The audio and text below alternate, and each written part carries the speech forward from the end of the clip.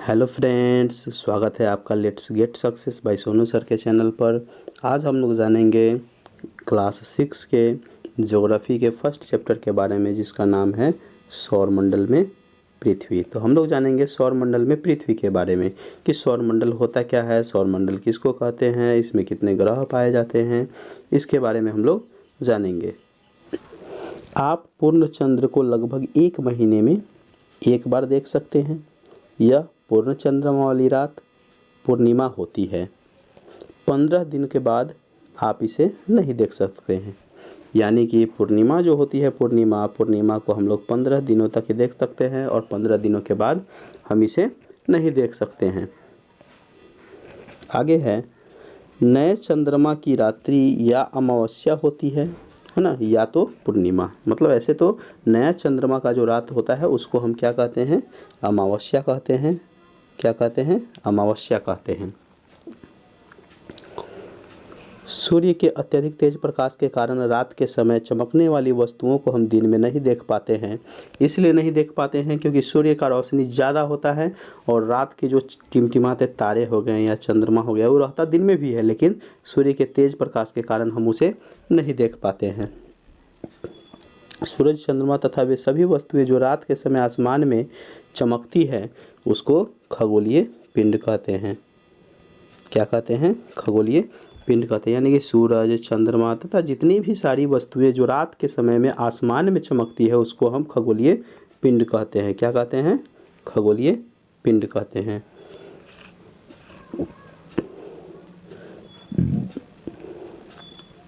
कुछ खगोलीय पिंड बड़े आकार वाले तथा गर्म होते हैं। ये गैसों से बने होते हैं। इनके पास अपनी ऊष्मा तथा प्रकाश होता है जिसे वे बहुत बड़ी मात्रा में उत्सर्जित करते हैं। इन खगोलीय पिंडों को तारा कहते हैं। क्या कहते हैं, तारा कहते हैं। सूर्य भी है एक प्रकार का तारा है। सूरज जो है सो क्या है, एक प्रकार का तारा है। रात के समय चमकते हुए अनगिनत तारे सूर्य के समान ही दिखते हैं, लेकिन हमसे बहुत अत्यधिक दूर होने के कारण हम लोग उनकी ऊष्मा या प्रकाश को महसूस नहीं करते हैं तथा वे अत्यंत छोटे दिखाई पड़ते हैं। तारा जो होता है, तारा सूर्य से भी दूर होता है, जिसके वजह से हम लोग तारे को नहीं देख पाते हैं। तथा सूरज जो होता है, सूरज वह पृथ्वी से नज़दीक का ग्रह है, नज़दीक का तारा है, इसलिए हम लोग सूरज को देख पाते हैं तथा उसके ऊष्मा और उसके प्रकाश को महसूस कर पाते हैं। तारों के विभिन्न समूहों द्वारा बनाई गई विविध आकृतियों को हम देख सकते हैं। उन आकृति को नक्षत्र मंडल कहते हैं। अर्सा मेजर या बिग बियर इसी प्रकार का एक नक्षत्र मंडल है। बहुत आसानी से पहचान में आने वाला नक्षत्र मंडल होता है, जैसे कि सप्तऋषि। सप्तऋषि में होता क्या है कि 7 तारों का समूह होता है। इसमें सप्त का मतलब होता है 7 तथा ऋषि का मतलब होता है संत। यह 7 तारों का समूह होता है जो कि नक्षत्र मंडल अर्सा मेजर का भाग है। सप्तऋषि तारा जो है सो किसका भाग है, अर्सा मेजर का भाग है। प्राचीन समय में लोग रात्रि के समय में दिशा का जो निर्धारण करते थे वो तारों की सहायता से करते थे। मतलब पुराने ज़माने में लोग दिशा का निर्धारण तारा को देख करके उसके बाद तय करते थे कि इधर कौन सा दिशा है। उत्तरी तारा उत्तर दिशा को बताता है, जिसको हम ध्रुव तारा भी कहते हैं। यह आसमान में हमेशा एक ही स्थान पर रहता है। हम सप्तऋषि की सहायता से ध्रुव तारे की स्थिति को जान सकते हैं। सप्तऋषि तारा जो होता है, सप्तऋषि तारा, उसके ठीक सामने देखिए, ये जो है सप्तऋषि तारा है। ये 1 2 3 4 5 6 7, ये 7 तारों का समूह है ना। इसको सांकेतिक तारा बोलते हैं। ये देखिए, ये जो है सो इसको सांकेतिक तारा बोलते हैं। इसके ठीक सामने का जो तारा होता है वो ध्रुव तारा होता है। और ध्रुव तारा जो होता है वह किस दिशा को दर्शाता है, तो वह उत्तर दिशा को दर्शाता है। किस दिशा को, उत्तर दिशा को दर्शाता है। कुछ खगोलीय पिंडों में अपना प्रकाश एवं ऊष्मा नहीं होते हैं। कुछ ऐसे खगोलीय पिंड होते हैं जिसमें अपना प्रकाश तथा उसका ऊष्मा नहीं होता है। वे तारों के प्रकाश से प्रकाशित होते हैं। ऐसे पिंड को क्या कहते हैं, ग्रह कहते हैं।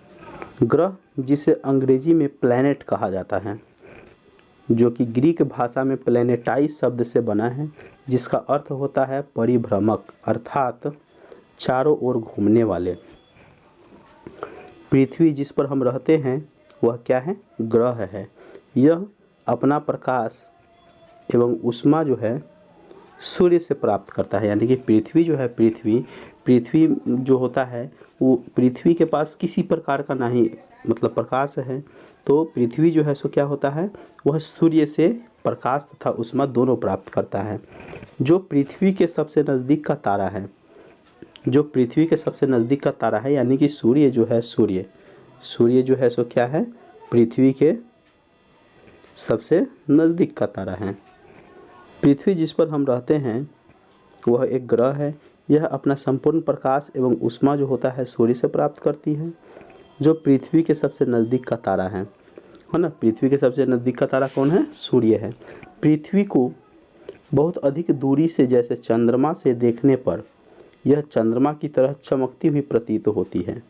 देखिए यहाँ छल्ले के बारे में थोड़ा जानकारी ले लेते हैं। बृहस्पति, शनि तथा यूरेनस के चारों ओर छल्ले होते हैं। ये छल्ले विभिन्न पदार्थों से असंख्य छोटे छोटे पिंडों की बनी पट्टियाँ होती हैं। पृथ्वी से इन छल्लों को शक्तिशाली दूरबीन की सहायता से देखा जा सकता है। देखिए ये डेटा है, ये इन डेटा को मतलब कुछ परिवर्तन हो गया है। इसको आप लोग गूगल से देख लीजिएगा, नहीं तो मेरे नेक्स्ट वीडियो में आप लोग देख लीजिएगा। मैं नेक्स्ट वीडियो इस पे बना दूंगा। पौराणिक रोमन कहानियों में सोल सूर्य देवता को कहा जाता है। सौर शब्द का अर्थ होता है सूर्य से संबंधित, इसलिए सूर्य के परिवार को सौर मंडल कहा जाता है। आसमान में दिखने वाला चंद्रमा एक उपग्रह है।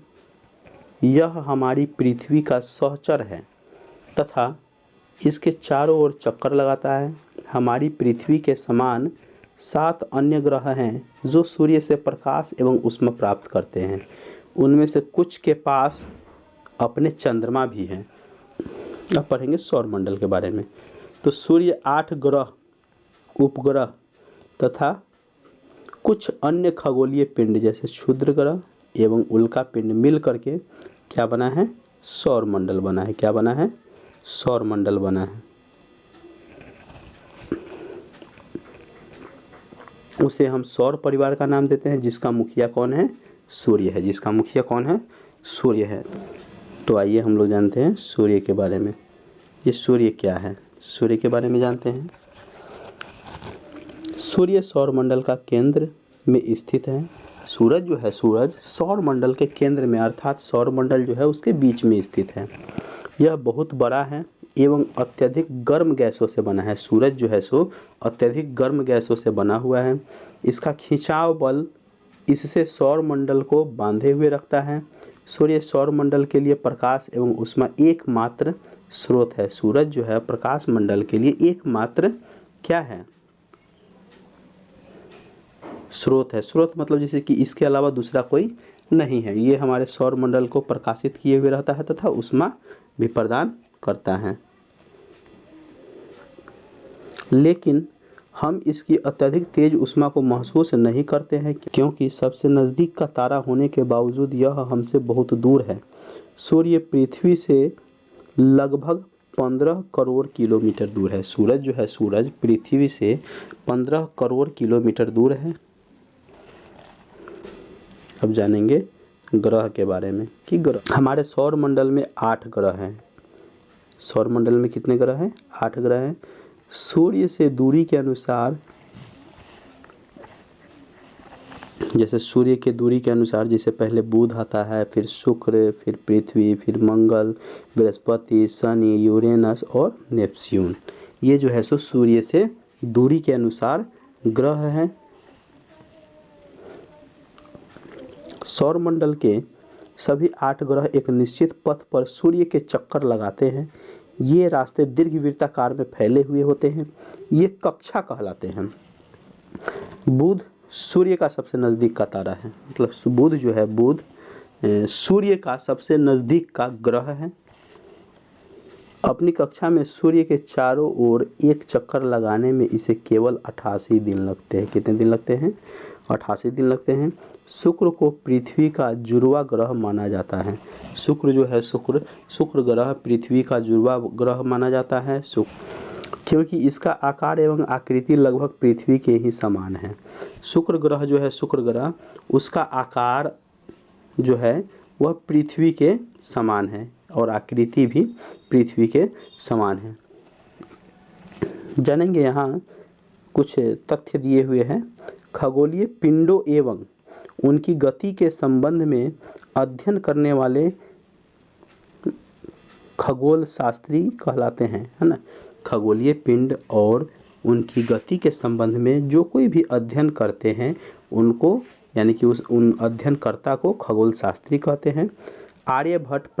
आर्यभट्ट जो थे, आर्यभट्ट प्राचीन भारत के प्रसिद्ध खगोल शास्त्री थे। सभी ग्रह का चंद्रमा परावर्तित सूर्य प्रकाश के कारण चमकता है।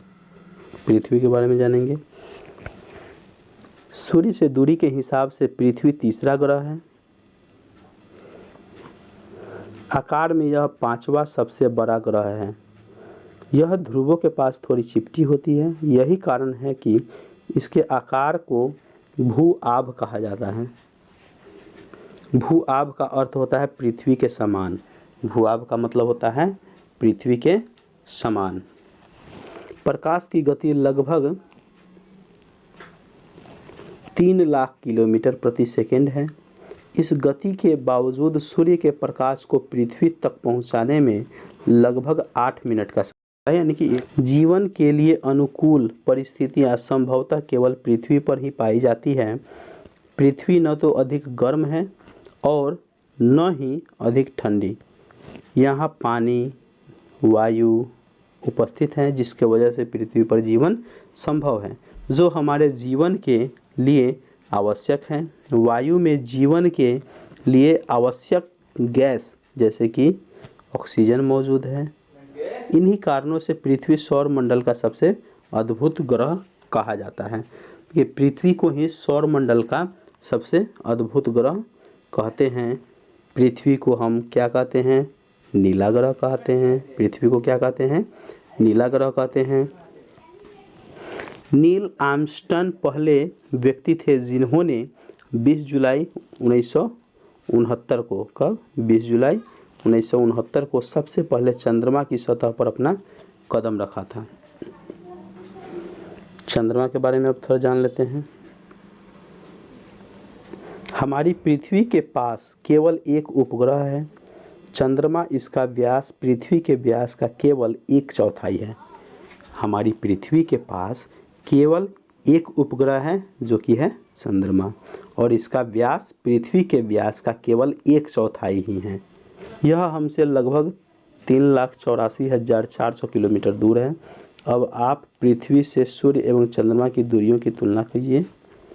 उपग्रह जो होता है, उपग्रह के बारे में, तो उपग्रह एक खगोलीय पिंड है जो ग्रहों के चारों ओर उसी प्रकार चक्कर लगाता है जिस प्रकार ग्रह सूर्य के चारों ओर चक्कर लगाते हैं। मानव निर्मित ग्रह एक कृत्रिम पिंड है। यह वैज्ञानिकों के द्वारा बनाया गया है जिसका उपयोग ब्रह्मांड के बारे में जानकारी प्राप्त करने एवं पृथ्वी पर संचार माध्यम के लिए किया जाता है। इसे रॉकेट के द्वारा अंतरिक्ष में भेजा जाता है एवं पृथ्वी की कक्षा में स्थापित कर दिया जाता है। अंतरिक्ष में उपस्थित कुछ भारतीय उपग्रह होते हैं इनसेट, IRS, एडुसैट इत्यादि। चंद्रमा पृथ्वी का एक चक्कर लगभग 27 दिनों में पूरा करता है। देखिए, क्षुद्र ग्रह के बारे में जानेंगे। तारों, ग्रहों एवं उपग्रहों के अतिरिक्त असंख्य छोटे छोटे पिंड होते हैं जो सूर्य के चारों ओर चक्कर लगाते हैं। इन पिंडों को क्या कहते हैं? तो क्षुद्र ग्रह कहते हैं। क्या कहते हैं? इन पिंडों को क्षुद्र ग्रह कहते हैं। ये मंगल एवं बृहस्पति की कक्षाओं के बीच पाए जाते हैं। वैज्ञानिकों के अनुसार क्षुद्र ग्रह के ही भाग होते हैं जो कि बहुत वर्ष पहले विस्फोट के बाद ग्रहों से टूटकर अलग हो गया हुआ है। यानी क्षुद्र ग्रह जो है, क्षुद्र ग्रह, यह बहुत समय पहले, बहुत वर्ष पहले विस्फोट होने के बाद ग्रहों से टूट करके क्या हो गया है? अलग हो गया हुआ है। सूर्य के चारों ओर चक्कर लगाने वाले पत्थरों के छोटे छोटे टुकड़ों को उल्का पिंड कहते हैं। यानी कि सूरज जो होता है, सूरज के चारों तरफ जो छोटे छोटे पत्थर के टुकड़े जो होते हैं उनको क्या कहते हैं? उल्का पिंड कहते हैं। कभी कभी ये उल्का पिंड पृथ्वी के इतने नज़दीक आ जाते हैं कि इनकी प्रवृत्ति पृथ्वी पर गिरने की हो जाती है। इस प्रक्रिया के दौरान वायु के साथ घर्षण होने के कारण ये गर्म होकर जल जाते हैं। यानी कि ये ऊपर से जैसे कि गिरता है तो हवा जो होता है, हवा में तेज गति से मतलब आता है ना, हवा को चीरते फाड़ते तेज गति से आता है और घर्षण के कारण, है ना, हवा में किसके कारण? घर्षण के कारण क्या होता है? ये गर्म होकर के जल जाता है और नष्ट हो जाता है। इसके फलस्वरूप चमकदार प्रकाश उत्पन्न होती है। कभी कभी कोई उल्का पूरी तरह जले बिना पृथ्वी पर गिर जाते हैं, जिससे धरातल पर गड्ढे बन जाते हैं। जैसे कभी कभी जैसे कि कोई उल्का पिंड होता है जो हवा के घर्षण के वजह से यदि नहीं जला तो पृथ्वी पे गिरने के बाद क्या हो जाता है? गड्ढा हो जाता है। आकाश गंगा, जिसको मिल्की वे कहते हैं, हमारा सौर मंडल इस आकाश गंगा का एक भाग है। प्राचीन भारत में इसकी कल्पना आकाश में प्रकाश की एक बहती नदी की गई थी। इस प्रकार इसका नाम आकाश गंगा पड़ा था। आकाश गंगा करोड़ों तारों, बादलों तथा गैसों की एक प्रणाली है।